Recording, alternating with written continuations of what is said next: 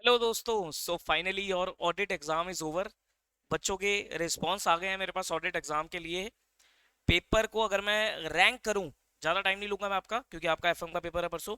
Paper को अगर मैं रैंक करूं तो पेपर एक एवरेज कैटेगरी का पेपर था। ठीक है, मतलब थोड़ा सा मैं इजी ही साइड पे शिफ्ट करूंगा। मुश्किल नहीं था पेपर, पेपर मुश्किल नहीं था, थोड़ा लेंदी लगा बच्चों को, और एक एवरेज लेवल की कैटेगरी का पेपर था। हाँ, जिसने चीजों को कॉन्सेप्चुअली पढ़ा, जिसने चीजों को कॉन्सेप्चुअली पढ़ा, उसका तो काम हो गया बढ़िया। जो ऊपर ऊपर से करके गया था वो थोड़ा सा इस पेपर को डिफिकल्ट मानेगा। ठीक है, जो मैंने आपको एबीसी एनालिसिस दिया था ना, वहां से आपका काफी पेपर था।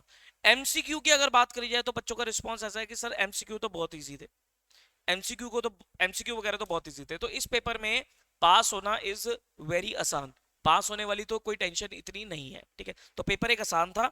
ये आपका पेपर आपके सामने है, आप लोगों ने देख लिया होगा। अब सबसे पहली पॉइंट तो देखो, पेपर आपको किसी के साथ डिस्कस नहीं करना। मैं इस समय कोई भी पेपर की चर्चा नहीं कर रहा किस क्वेश्चन में क्या लिखना था। ठीक है, तो पेपर को बिल्कुल भी डोंट डिस्कस। आपको अब अपने लास्ट एफएमएसएम की तैयारी में लगना है। ठीक है, देखो इतनी मेहनत आप यहां तक पहुंच गए, दैट मीन्स आपने बहुत मेहनत करी है। हेड्स ऑफ टू योर मेहनत, जो बोथ ग्रुप्स दे रहे हैं स्पेशली, तो आपने मेहनत करी है, हेड्स ऑफ टू योर मेहनत। ठीक है, एक पेपर की बात है, परसों ही आपका एग्जाम है, जी जान लगा दो, जितना एफर्ट लगा सकते हो लगा दो, और इस पेपर को एफएमएसएम को अपना बेस्ट टू बेस्ट पेपर बनाकर निकलना। अपना सबसे बेस्ट पेपर एफएमएसएम को बनाकर निकलना, ये ध्यान रखना। ठीक है जी, अगर किसी को ये लग रहा हो कि भाई कॉस्टिंग थोड़ा सा टेक्निकल पेपर था, ये एक एवरेज लेवल का पेपर था, एफएम मैं कहूंगा आसानी पेपर आएगा आपका।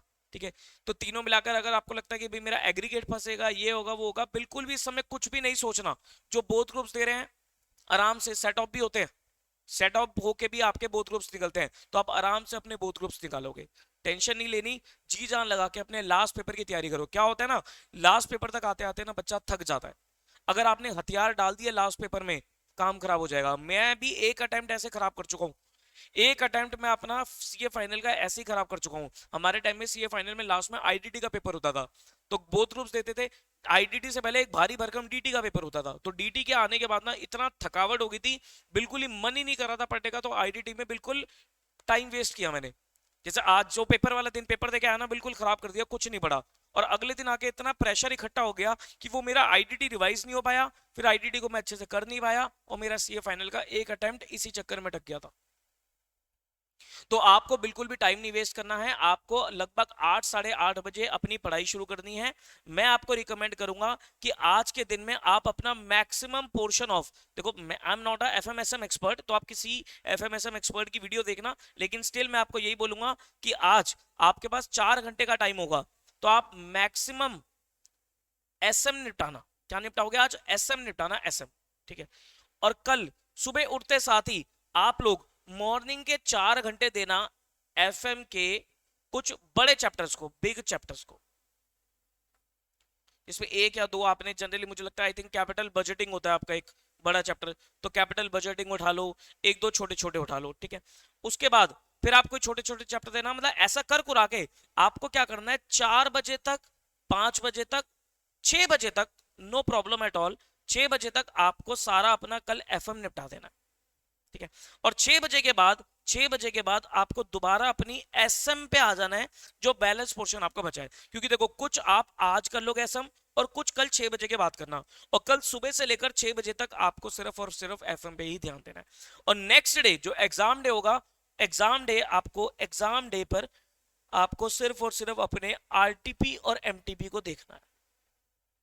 ठीक है, again I am not FM SM expert, आप जहां से आपने क्लासेस ली है, जो टीचर की आप गाइडेंस फॉलो करते हो, उसकी वीडियो देख लेना, उनसे डिस्कस करना। लेकिन स्टिल एक नॉर्मली मैं बात करूं तो आपको यही स्ट्रेटजी फॉलो करनी चाहिए कि आपको आज 4 घंटे एसएम, और कल सुबह से लेकर शाम को 6 बजे तक एफएम, और कल शाम को 6 बजे के बाद अगेन जो एसएम का आपका पोर्शन बच गया वो करते हैं आपको। ठीक है जी, बात समझ में आ रही है? अभी सो जाओ, रेस्ट करो, माइंड को रिलैक्स दो। ठीक है, और ऑडिट जो हुआ पेपर डिस्कस नहीं करना, अच्छा हुआ है तब भी बहुत अच्छी बात है, ओवर एक्साइटेड नहीं होना, और अगर अच्छा नहीं हुआ है कोई दिक्कत नहीं है, डीमोटिवेट नहीं होना, अगले अगले पेपर को बहुत अच्छे से करके आना है। ठीक है जी, all the very best for your FMSM exam, take care of yourself, bye bye.